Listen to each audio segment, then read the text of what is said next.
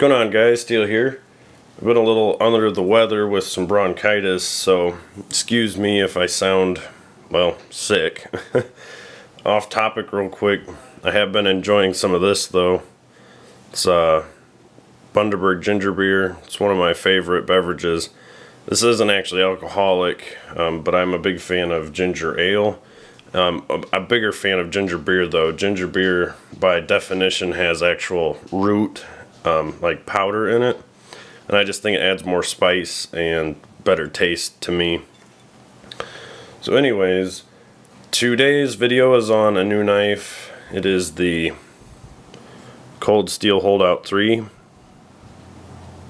I gotta say, when I first got this knife in pictures, it looks bigger, especially when you compare it to the monstrous Holdout 3, or 1, my bad, which is a 6-inch folder. That's 6-inch blade. That's just a monster. But this one is really nice, actually. I really like it. I know a lot of people don't like Cold Steel. I think for what they offer, they're a good price. I generally don't think they're overpriced, not to my eyes. And their fit and finish is always really good. I mean, for a $44 knife shipped, you can see there, perfect centering. All the hardware is nice. And this is one of the rare ones. Well, not rare per se, but has a real nice satin finish. A little bit hard to capture it. I don't know, I think when they do finishes that aren't their nasty black coating, because let's face it, I'm not sure of anybody who's a real fan of the black coating. The stone wash they do, it's one of my favorite looking stone washes. This is a real nice satin finish. Obviously the G10 is extremely grippy. It's a peel ply texture, but I mean, if you were going to compare it grit wise, I mean, Spyderco's peel ply seems like it's like, say, equating to sandpaper. It's like 600 grit. Theirs is like freaking, Cold Steel's is like an 80 grit. And the pocket clip is a little bit of a complaint, which I know wasn't the only one. It's so short, and it is just extremely stout pocket clip. I mean, when I first got it, I couldn't put it into my pocket without using two hands.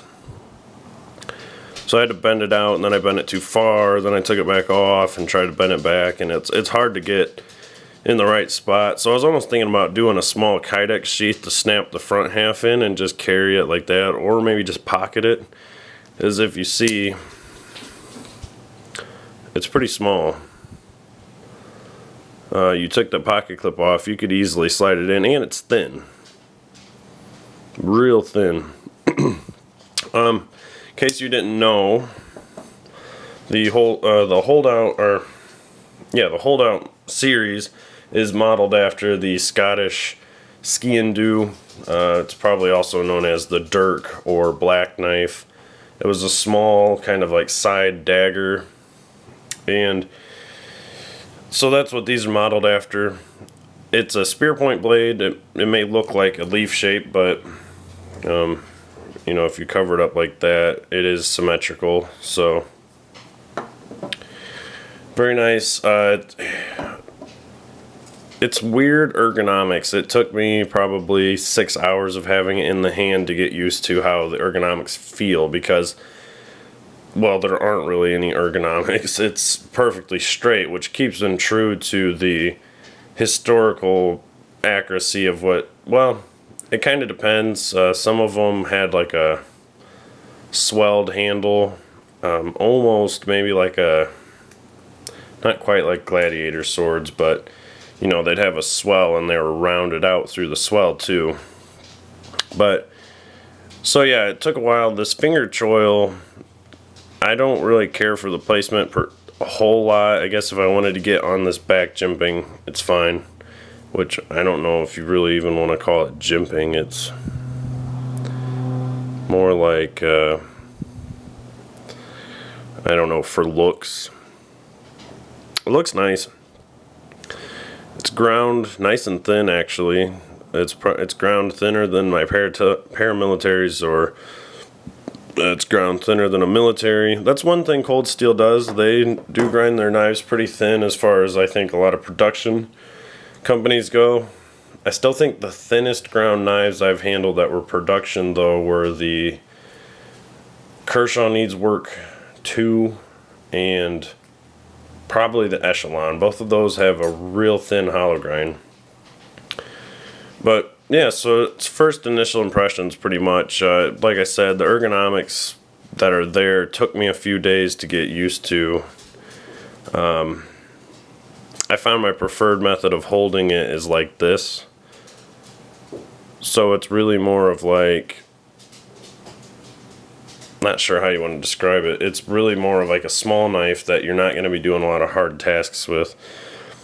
But Cold Steel showed their research and development testing on this thing, and I was blown away. They hung 340 pounds from the handle, which for a small 3-inch folder like this is, I think, pretty insane, really. So I'll report back to you guys. Like I said, fit and finish is great. I really like it. And that's pretty much it for now, guys. I will see you guys in the next video, and thank you for watching as always.